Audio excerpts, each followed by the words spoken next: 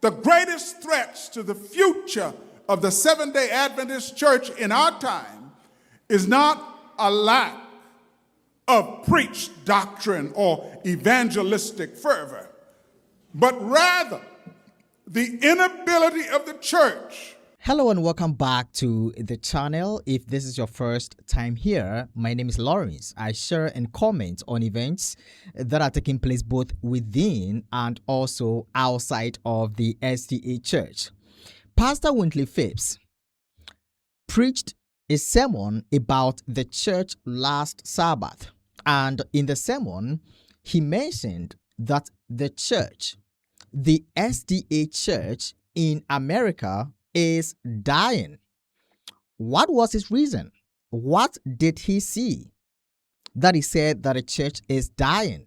So I just want us to listen to the reason why he said that the church in America, the SDA church in America, is dying. And after we are done watching the reason or the video, I'll come back and share some thoughts with you. So let's get into it without wasting any time. Average age of a member of the Adventist Church in America is about 50 years old.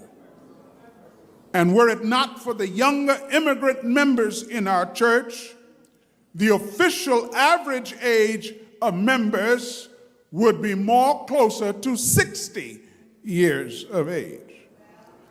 Church, I believe, should the Lord tarry and the Lord delay his second coming, we will see that one of the threats, the greatest threats to the future of the Seventh-day Adventist Church in our time is not a lack of preached doctrine or evangelistic fervor, but rather the inability of the church to replenish its aging, dying population with young people and young children.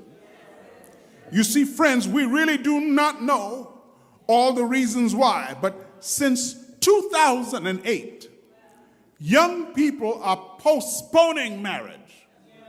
Have you noticed that? Who ever heard of getting married at 30 and 40? Not when we were growing up. I was married at 21, ready to go. Young people are postponing marriage and postponing having children. What this has done, it has decreased what is called the fertility rate per woman all throughout the industrial world. Even the Prime Minister of Denmark had an advertising campaign calling on the citizens of Denmark to please have more sex and more children. The campaign was called Do It for Denmark. You see, church, it takes 2.1 births per mother to keep replenishing a generation and a nation. Do you know what that fertility rate is for the United States of America? It's about 1.6 births or 7 births per mother. So is America having enough births to replenish her aging and dying population? The answer is no. And that is even with the significant immigrant population in America. We are still, with all the immigrants, not having enough children to replenish the population. Did you know? And I want you to listen carefully now. Every year, excluding immigrants, every year, native-born Americans who have 2 U.S.-born parents have 400,000 more deaths than births. Let that sink in for a minute.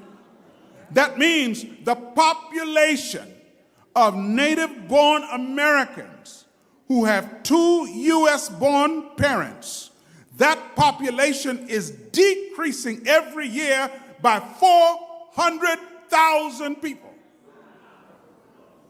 And as bad as that is, America is still not as bad as Japan. Japan has a fertility rate closer to 1.1 births per mother. With only one of the reasons is it has a smaller percentage of immigrants.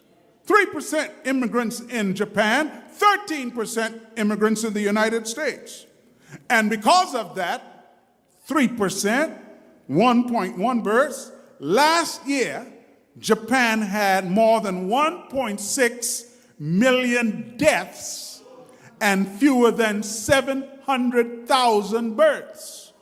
That means last year, the population of that country decreased by almost 1 million people in 1 year. Japan shows us what happens when a long-living population stops replenishing itself with children. Does it sound like anybody you know?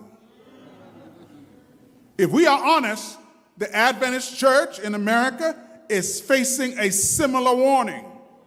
Like Japan, we live long too. We are aging too. And in many places, we do not have enough children to fill our nurseries, our classrooms, our youth departments, or our future pews.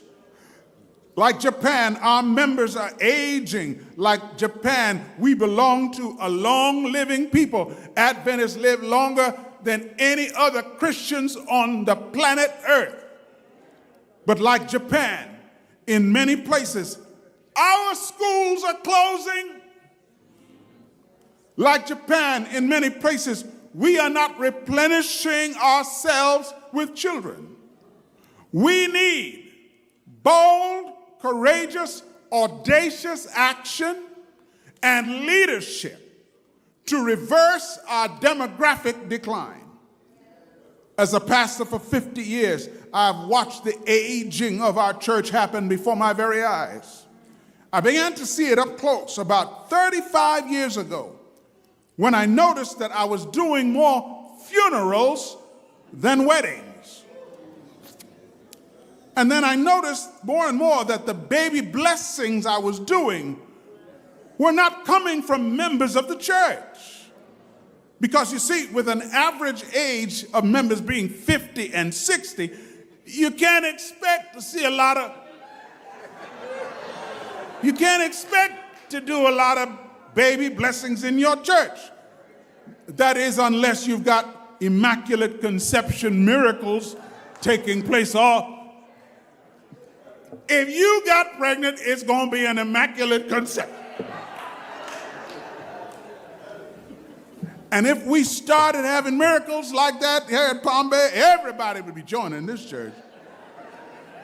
But brothers and sisters, I believe, should the Lord tarry, like the women in Bethlehem, like they believe, we too must believe that a child shall restore your life and he shall sustain you in your old age. Today I would like to speak what some might see as a bold and radical word from this pulpit. I believe that if we as a church are going to have any future, we are going to have to affirm, support, equip, and inspire more young adults in the church to marry younger and have children. Like the women in Bethlehem, we are going to have to help young fathers and mothers raise their children in the faith. Now, I want you to know that I thank God for every young immigrant family God has sent to the church. Those young immigrant families have replenished the church, in some communities kept the church alive. But today, many immigrant church communities, they too are aging quickly.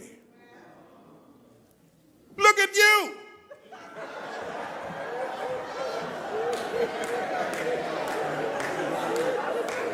Need I say any more? And we are facing the same challenges that native-born communities are facing. And we have to ask ourselves, What happens to the church if immigration slows? What happens if those immigrants who have replenished our churches are no longer arriving in sufficient numbers? What happens if the young families who help keep many congregations alive are no longer here in the same numbers because a new administration is sending them back home? It's happening already. I believe there is one bold first step we need as a church to take. We need to see that our children may be one of God's appointed answers to the aging crisis in our church. So I believe Pastor Wintly Phipps was speaking the truth. And when you look at the church, the SDA church in America, it looks like there are more older people in the church than the younger ones. And I don't know why.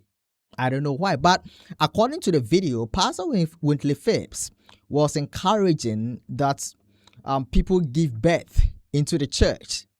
That was his encouragement. I do agree with him. I understand where he's coming from. But I also want to add that there are people that are born and raised in the church. And yet, when they grow up and they leave the church, especially when they complete high school or colleges, like they leave the church. They literally leave the church.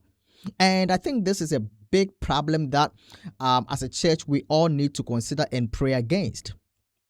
I know of wonderful families that are currently praying for their children to return to the church because after college they left the church. They never had anything to do with God again in their lives. So these families are praying for God to bring back their children into the church. And so we all need to pray for the children that we are raising in the church. We all need to lift them up in prayers so that when they grow, they would not leave the church or depart from God. All right.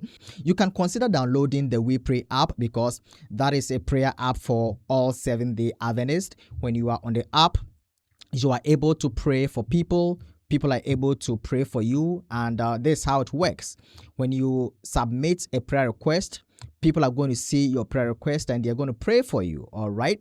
And whenever someone prays for you, you get notification. You get to see that somebody prayed for you, okay?